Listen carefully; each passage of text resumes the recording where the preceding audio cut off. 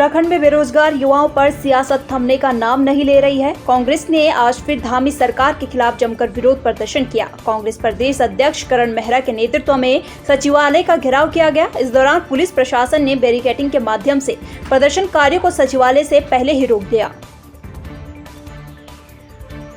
आज आदरणीय यशपाल आर्या जी के नेतृत्व में यूथ कांग्रेस के सहयोग से आज का आंदोलन है और हम इसको 7 दिन खींच रहे हैं और साथ में हमने अब जिला स्तर पर भी इस आंदोलन को बढ़ाया है।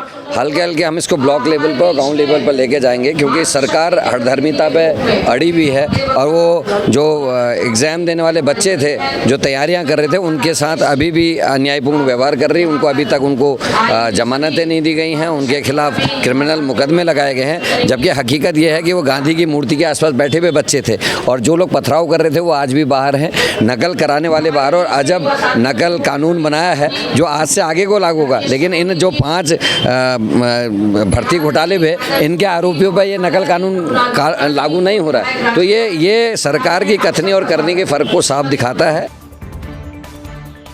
कांग्रेस चाहे जितना भी छुपाने की कोशिश करे, लेकिन कांग्रेस में चल रही गुटबाजी सामने आ ही जाती है। दरअसल कांग्रेस मुख्यालय के बाहर NSUI के गुट आपस में भिड़ गए और मारपीट करने लगे। मौके पर पुलिस ने पहुंचकर मामला शांत कराया।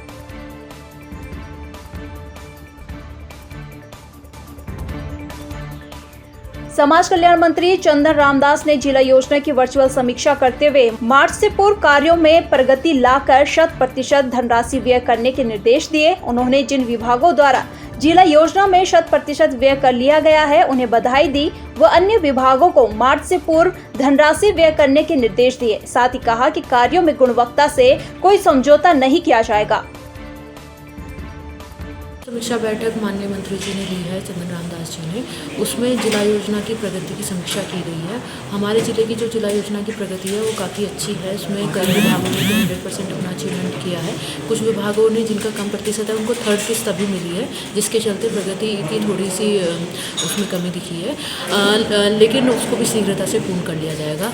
तो माननीय मंत्री जी ने जो हमारी भी जो मंशा है वो गुणवत्तापूर्ण कार्य हो हमारे, उसके लिए उन्होंने निर्देशित किया है। इसके चलते हम लोगों ने जिले में एक जिला टास्क फोर्स बनाई है, जिसमें सारे अधिकारी सम्मिलित किए गए हैं जो फील्ड पर जाकर, मौके पर जाकर उसका निरीक्षण करेंगे और निरीक्षण रिपोर्ट सौंपेंगे जितने भी हमारे जिला योजना के कार्य हुए हैं। तो उसका एक रोस्टर भी बनाया गया है। MBPG कॉलेज में छात्रों का एक दल BA और BSc की NEP की पुस्तकें शीघ्र उपलब्ध करवाने की मांग को लेकर 1 दिवसीय धरने पर बैठ गया। छात्रों ने आरोप लगाते हुए कहा कि शिक्षा मंत्री हर बार कोरे आश्वासन देकर चले जाते हैं और उनकी घोषणाएं हैं कि कभी पूरा नहीं होती। कई बार इस बात को लेकर ज्ञापन दिया जा चुका है, लेकिन ना तो शिक्षा मंत्री के कान में जूं रेंगती है और ना ही महाविद्यालय प्रशासन इस बात का संज्ञान ले रहा है। परीक्षाएं भी कंप्लीट हो गई हैं, द्वितीय सेमेस्टर की क्लासें चालू हो गई हैं, लेकिन अभी भी यहाँ पर महाविद्यालय के पुस्तकालय में एक भी BA और BSc की एक भी पुस्तक उपलब्ध नहीं है। तो आज इसी मामले को लेकर हम छात्र छात्राओं के हित में यहाँ पर धरने में बैठे हुए हैं और हमारी दूसरी मुख्य मांग यह है कि महाविद्यालय में बहुत ज़्यादा गंदगी है। हमारे महाविद्यालय के शौचालयों में छात्र छात्राएँ जाने से घबराता है, कतराता है, तो इसे जल्द से जल्द साफ किया जाए और महाविद्यालय में सफाई कर्मचारियों की कमी है, इसे बढ़ाया जाए। और हमारी शासन से यही मांग है कि जल्द से जल्द छात्र हितों के लिए यहाँ पर महाविद्यालय में NEP की सारी पुस्तकें उपलब्ध कराई जाए, नहीं तो यहाँ पर हम लोग अनिश्चितकालीन धरने में बैठने के लिए मजबूर होंगे।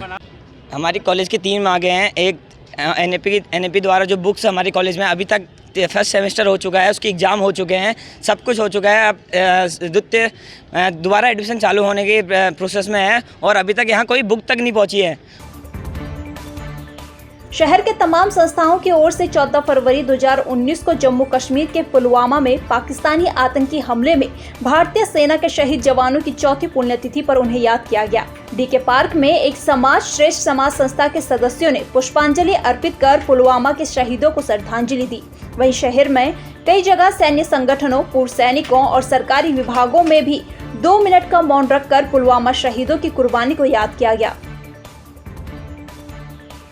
आज एक श्रेष्ठ समाज संस्था के द्वारा पुलवामा के वीर शहीदों को यहाँ पर श्रद्धा सुमन कर उनके बलिदान को नमन करने के लिए यहाँ पर पुष्प अर्पित कर यहाँ पर श्रद्धांजलि अर्पित की गई है।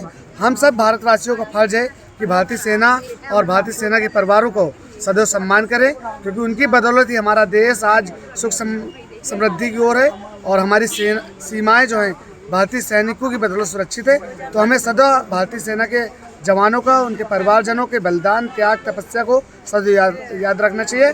और बहुत दुखद घटना 2019 में हुई थी, कि उनको आज हम लोग नमन कर रहे हैं यहाँ पर भारतीय सेना के जवानों को। तो दिल से सदा सुमन अर्पित है और बड़ी बात है कि उनकी वजह से जो आज हम सुख शांति कोई भी त्यौहार हम बनाते हैं तो उनकी वजह से बनाते हैं। हम लोग भले यहाँ भी सब लोग हैं, वो लोग वहाँ पे बॉर्डर पे हर दिक्कत का सामना करना पड़ता है।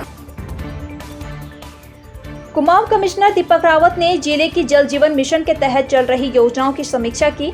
इस दौरान कई क्षेत्रों में चल रहे कार्यों में आ रही परेशानियों और लेट लतीफी को लेकर अधिकारियों से वार्ता कर त्वरित निस्तारण करने का आदेश दिया गया। उन्होंने बताया कि जल जीवन मिशन के अंतर्गत भीमताल और नैनीताल विधानसभा में कई प्रकार की दिक्कतें आ रही हैं, जिनका रिव्यू किया जा रहा है और अधिकारियों को इन समस्याओं के निदान के लिए एक बैठक की गई है। हमने जल संस्थान से अधिशासी अभियंता को 2-3 बार कहा कि भाई तुम अपने काम में सुधार करो, तो इनके कान में जू नहीं रहेंगी। तो हमने फिर कमिश्नर को कहा भी ये काम नहीं कर रहे हैं और इसकी एक बार समीक्षा कर लो। तो आज समीक्षा बैठक हमने करी है। अब उन्होंने पहले जब ऐसी नहीं आए थे तो सब बात कही कि ऐसी के यहाँ फाइल गई है, ऐसी आ गए, उन्होंने बता दिया हमारे पास एक भी फाइल नहीं है। तो इसका मतलब बिल्कुल सरासर झूठ बोल रहे हैं और जनता के कामों से इनको कोई लेना देना नहीं है। एक 1.5 साल से बजट दिया हुआ है और उन पर काम शुरू नहीं हुआ, तो ये एक कष्ट का विषय है। अब आज कमिश्नर साहब ने उनको टाइम दे दिया कि हर हफ्ते रिव्यू भी करेंगे और कामों को जल्दी जल्दी कराएंगे। कि पिछली जो सैटरडे था उसको जनता मिलन हो नहीं पाया था, इसीलिए उसको आज जो शिकायतकर्ता और डिपार्टमेंट्स जिनको दोनों को पहले से डेट दी गई थी उनको आज यहाँ पे बुलाया गया। जल जीवन मिशन की मैंने अपडेट ली थी एक पर्टिकुलर एरिया में और एक पर्टिकुलर ऑफिसर का, उसमें मुझे लगता है कि थोड़ा सा ढिलाई उनकी ओर से हुई है। इसमें जिनने भी विलम्ब किया है उसके लिए मैंने CDO नैनीताल की अध्यक्षता में एक जांच भी बिठाई है कि वो पता लगाएंगे कि विलम्ब किस स्तर से हुआ है और क्या ये विलम्ब जायज़ था, और गलत था तो उस पर कार्रवाई भी होगी। उसके अलावा जो बाकी शिकायतकर्ता हैं उसमें यहाँ पे कुछ और इशू जल जीवन मिशन में आए थे भीमताल विधानसभा के, उसमें भी अब लेकिन कनेक्शन मिल चुका है और पूरा भी मैंने अभी रिव्यू जल जीवन मिशन को किया है, जिसमें कुछ एक काम ऐसे हैं जिसमें कि अवार्ड तो हो गए हैं लेकिन मौके पर अभी शुरू नहीं हुआ है। तो उसको मैं सैटरडे को सभी ऑफिसर्स को दोबारा बुला रहा हूँ और उसको हम इम्प्लीमेंटेशन करवाएंगे। विशेष जिला सत्र न्यायाधीश शहंशाह मोहम्मद दिलबर दानिश की अदालत ने उत्तर प्रदेश के बरेली जनपद निवासी एक चरस तस्कर को 10 साल के कठोर कारावास से दंडित किया है। साथ ही अभियुक्त पर 1 लाख का जुर्माना भी लगाया गया है।